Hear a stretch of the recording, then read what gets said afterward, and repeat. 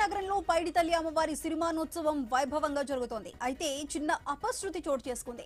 YCP MLC Botsa Satyanarayana కుటుంబానికి పెద్ద ప్రమాదం తప్పింది. సిరిమానోత్సవం చూస్తుండగా ఆయన కూర్చొని ఉన్న వేదిక ఒక్కసారిగా కూలింది. దీంతో అంతా ఉలిక్కిపడ్డారు. ఎవరికి ఏమీ కాకపోవడంతో ఊపిరి పీల్చుకున్నారు. అనంతరం అదే ప్రాంతంలో కూర్చొని బొత్స సత్యనారాయణ సిరిమానోత్సవాన్ని తిలకించారు.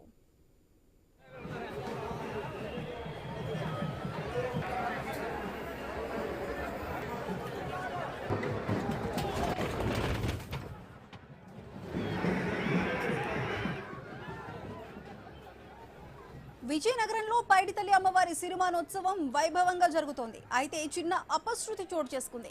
వైసీపీ ఎమ్మెల్సీ బొత్స సత్యనారాయణ కుటుంబానికి ప్రమాదం తప్పింది. సిరిమానోత్సవం చూస్తుండగా ఆయన కూర్చుని ఉన్న వేదిక ఒక్కసారిగా కూలింది. దీంతో అంతా ఉలిక్కిపడ్డారు. ఎవరికి ఏమీ కాకపోవడంతో ఊపిరి పీల్చుకున్నారు.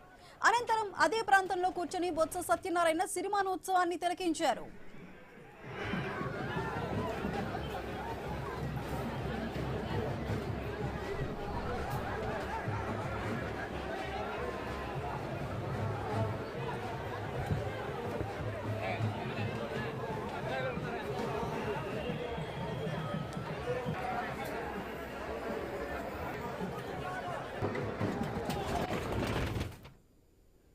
సిరిమానోత్సవంలో జరిగిన ఈ చిన్న అపశృతికి సంబంధించి మరింత సమాచారం మా ప్రతినిధి రాజు అందిస్తారు. రాజు, చెప్పండి. ఏదైతే విజయనగరంలో జరుగుతున్నటువంటి ఉత్తరాంధ్ర కలపవల్లి పైడితల్లి అమ్మవారి సిరిమానోత్సవంలో చిన్న అపశృతి అయితే వస్తుంది. శాసనమండలి ప్రతిపక్ష నేత బొత్స సత్యనారాయణ కుటుంబంతో సహా సినిమాను తిలకించేందుకు ఏర్పాటు చేసినటువంటి వేదిక అయితే ఒక్కసారిగా కుప్పకూలిపోవడంతో అంతా కూడా ఆందోళనకు గురయ్యారు. దీంట్లో ఈ ప్రమాదంలో ఒక ఎస్ఐకి అయితే గాయాలయ్యాయి. అదేవిధంగా ఎమ్మెల్సీ సురేష్ బాబుకి కూడా చిన్న గాయాలయ్యాయి. అయితే బొత్స సత్యనారాయణ సతీమణి కుమారుడు కోడలు కూడా కొద్దిగా సేఫ్ గానే ఉన్నట్టుగా తెలుస్తుంది.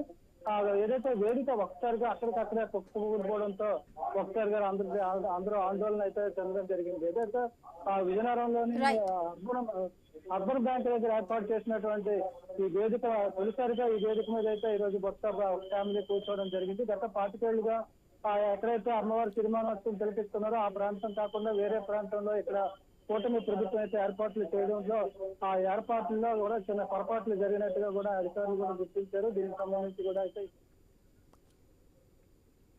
Right Raju, thank you.